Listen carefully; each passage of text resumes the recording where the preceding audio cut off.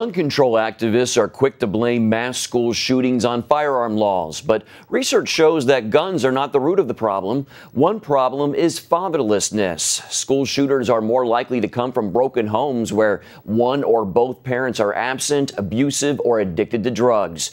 Here to share more about the connection between shooters and absent fathers is Chuck Holton. He's a former Army Ranger and international correspondent. He is also the author of the book titled Making Men: 5 Steps to Growing Up. Chuck, thanks for joining us. Yeah, I'm glad to be here, Mark. You're right about that. Those statistics where fatherlessness really does factor into not just school shootings, but all shootings in the United States.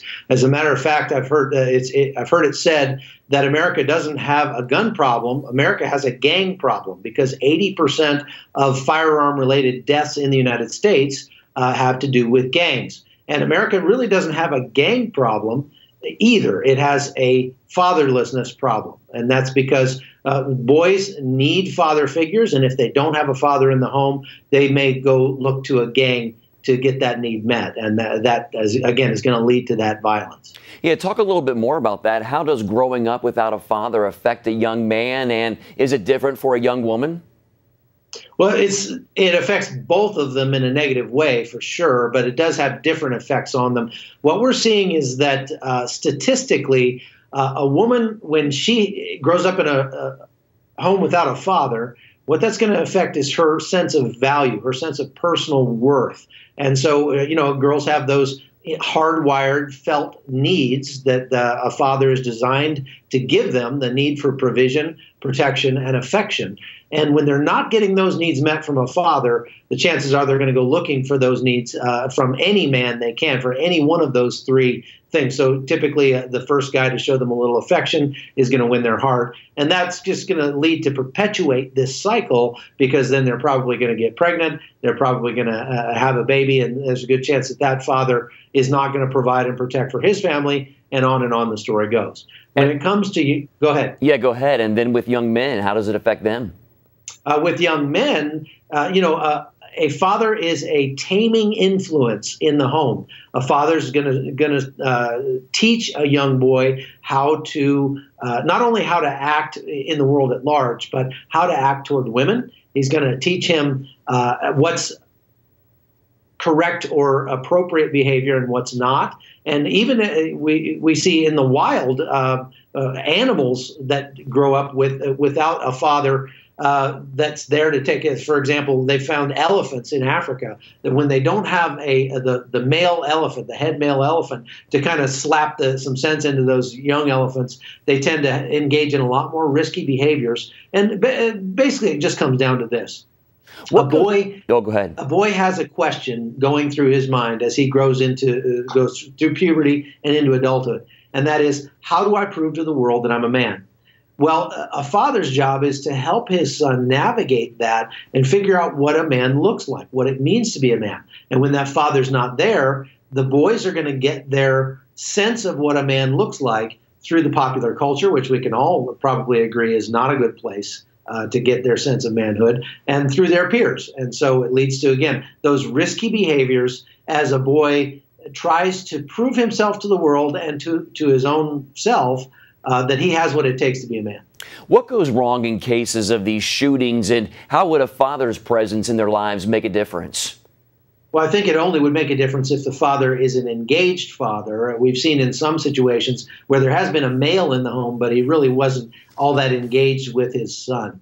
Again, part of what we need to see is fathers stepping up and being engaged with their sons, helping them navigate that transition to adulthood. And I think that part of the problem we see is that we tell boys that they don't get to be men until they're 18, 21, 26 in some cases,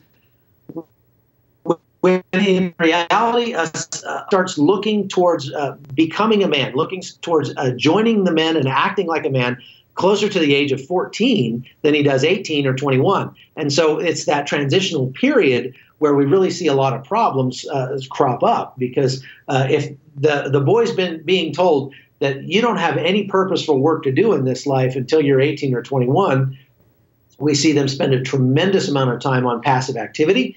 That is video games, watching TV, things like that. And as we all know, those mediums give very dangerous, very violent images to our young boys. And if they're getting their sense of what a man looks like from an action star in a movie, you can bet that's going to be pretty violent. Well, what can schools do differently in combating this issue? You know, it's sad that the schools would have to, because it's not the school's responsibility ultimately to teach boys what men look like. But I think one of the problems that we have in schools is that schools don't have a lot of males working in them. You know, they might have a coach or two, but for the most part, our boys are being raised by women. The whole school environment is sort of designed by women, and it's not designed around boys full of testosterone that have all that male energy they've got to burn off. So they're told to, you know, sit in class and be quiet and you know, color within the lines, and all things that boys are not really hardwired to do. And it's almost like we're just trying to make second-rate girls out of our boys. And I think that part of the reason, added to the fact that boys spend so much time interacting with machines nowadays rather than people, it leads to boys being very poorly equipped when they get out into the real world at dealing with the thorny, complicated relationship issues that they run across, and you know, those kinds of things in society. So I think that what schools can do is they can start to let boys be boys, first of all, and not try to, you know, drug them up the first time that they show a little initiative or ambition, or that they start to deal with these sorts of energy issues. Is give them more ways to burn that energy off that are healthy. And number two, I think that they need to start trying to show these boys some positive male role models by hiring more male teachers and putting them into those schools. How can the church step in to help young men without a father? See, now this is where I think the church has a responsibility to step up, because this is really where the church should shine. This is really the church's the church's segment of society. A church is a parallel structure to government. And when parents expect government to parent their children, and not the parents don't give them that solid, harmonious, safe environment to grow up in, and churches don't support those families in giving them that, then we see what we have today. Now, the church, I think, needs to work very hard at trying to help young men understand what it means to be a man. That number one, that manhood isn't about big muscles. It's not about getting women. It's not about being successful in business. That being a man is about being submitted to the Most High God, because you cannot pick up the mantle of manhood and start to redeem the world around you until you submit to the one who gives that authority. And I think that also we need to work at teaching men what honor means, teaching our young men what honor means, that it means just to give things their proper value, to value things rightly in our world. And that means that treating things that are important as if they're important, and treating things that are meaningless as if they are meaningless. And we got to stop being so afraid of looking different from the rest of the world.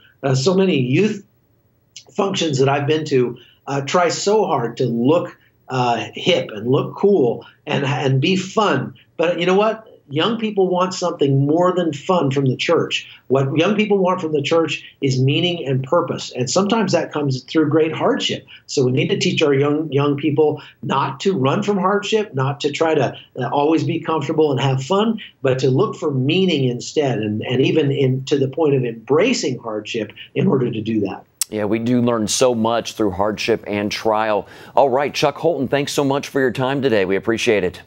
Hey, glad to be here.